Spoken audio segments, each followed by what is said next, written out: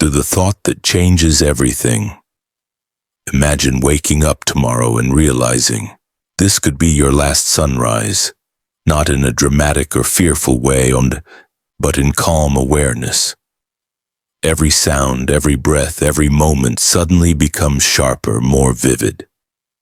This is the essence of Memento Mori, a phrase that has echoed through centuries, whispered by philosophers, warriors, and poets.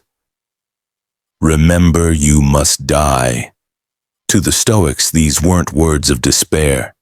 They were an invitation to live more fully, to love more deeply, and to waste less time. Setting the stage. The Roman view of death. In ancient Rome, death was not hidden behind hospital curtains or euphemisms. It walked the streets. It rode in battle with soldiers. It visited families through plague and famine. Life expectancy was short and uncertainty constant. Yet in this world of fragility, the Stoics, philosophers like Seneca, Epictetus, and Marcus Aurelius, built a worldview of unshakable calm. They did not deny death. They faced it directly, as a teacher, not an enemy. The Romans had a saying, respice post te.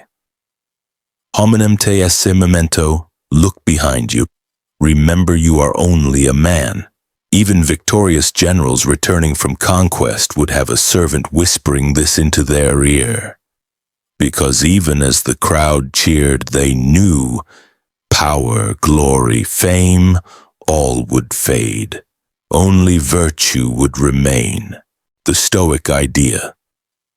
Remember, you must die. At the heart of Stoicism lies one of its most sobering yet freeing practices, Memento Mori. To remember that life is temporary is not to be morbid. It is to be honest. It cuts through illusion, ego, and distraction. Seneca, in his letters to Lucilius, wrote, "Let us prepare our minds as if we'd come to the very end of life. Let us postpone nothing. Let us balance life's books each day." For Seneca, to live as if each day were the last was not to rush.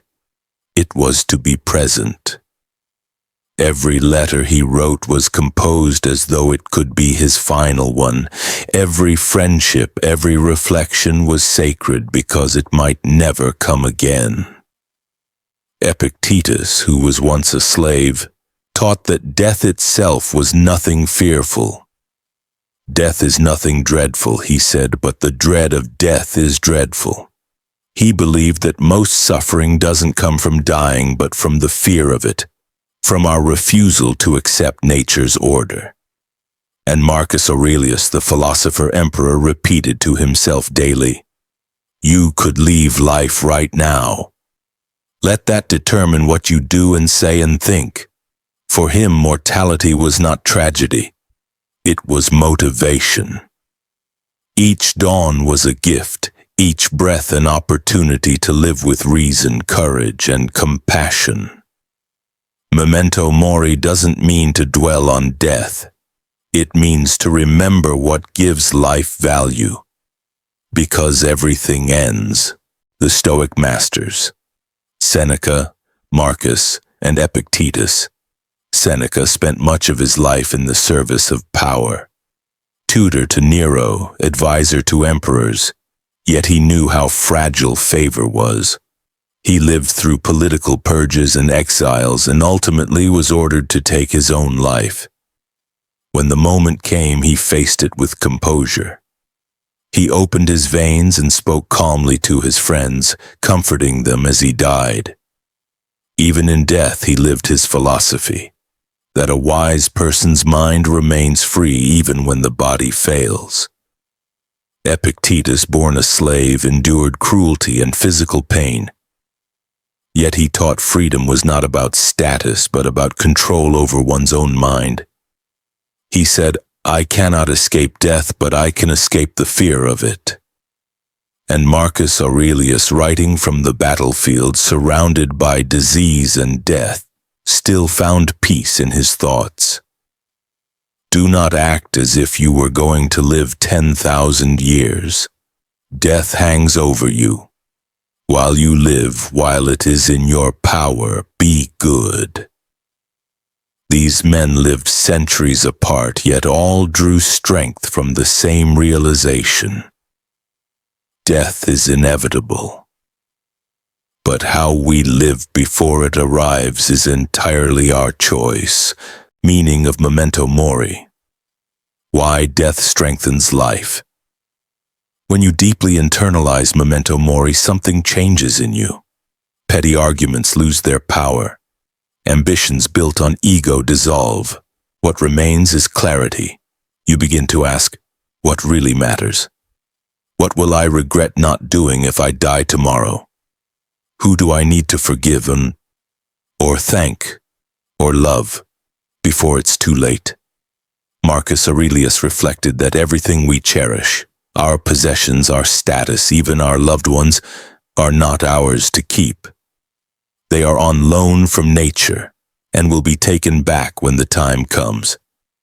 That may sound cold, but it's freeing. When you stop clinging, you start living. You stop fearing loss because you finally understand nothing is truly yours. And that's okay. Death strengthens life because it sharpens awareness. It turns routine into wonder. The ordinary becomes sacred. Every meal, every sunrise, every conversation is a fleeting miracle. And once you see that, life becomes richer, not darker. Stoic practices. Training the mind for mortality. The Stoics didn't just talk about Memento Mori. They practiced it. It was part of their mental training, their daily spiritual exercise. Here are 3 key practices they used. 1. Daily reflection. Every evening they reviewed their day, not to judge, but to improve. Seneca would write, "When the light has been removed and my wife has fallen silent, I examine my entire day and go back over what I've done and said." This habit reminded them that each day could be the last, so they aimed to end it well. 2. Voluntary discomfort. Epictetus advised practicing discomfort to detach from fear and attachment. He said, "Set aside a certain number of days during which you will be content with the scantiest and cheapest fare." This was not punishment. It was preparation. When you learn to live with little, loss no longer terrifies you. 3. Visualization of death. Marcus Aurelius often imagined his own death, not to be grim but to stay humble.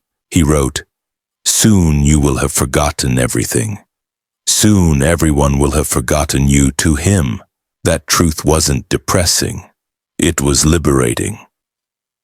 Because if fame and memory fade, the only thing that truly matters is how you live right now. Through these practices, Stoics trained their minds to meet death with calm and to live with purpose every day until it arrived. Transformation. Freedom through acceptance. The fear of death chains us. We hide from it, deny it, pretend we have time, but in doing so we lose life itself. The Stoics teach that once you accept death, you become free. Because when you stop fearing the end, you begin to live without hesitation. You speak honestly. You take risks worth taking. You love without holding back. You stop postponing your life for someday, because you finally understand someday may never come. To the Stoics, acceptance wasn't resignation, it was empowerment. They didn't surrender to fate out of weakness, but out of harmony with nature. They knew that the same force that brings death also brings sunrise, rivers, and life itself. To resist death is to resist life. Memento Mori, then, is not about obsessing over mortality. It's about aligning with nature's flow, to live bravely, kindly, wisely, and when the time comes, to let go with peace. Stoic anchors. Words that outlive the body. Even though the Stoics have been gone for nearly 2,000 years, their words still breathe, because wisdom, unlike wealth or power, is immortal. Seneca's letters, Marcus's meditations, Epictetus's discourses, they all point to one truth, that we are temporary travelers in a vast and orderly universe. Marcus Aurelius wrote, "All that you see will soon perish, and those who witness its perishing will soon perish themselves." To some that sounds bleak, but to the Stoics it was beauty, the beauty of impermanence. Just as flowers are beautiful because they fade, life is precious because it ends. Closing reflection. Living without fear. Imagine walking through life with calm awareness of its limits. No longer clinging, no longer fearing, but simply being. That is the Stoic way. When you accept death, you stop waiting to live. You start appreciating the smallest details. The sound of rain, the laughter of a friend, the quiet of dawn. You live not in panic, but in peace.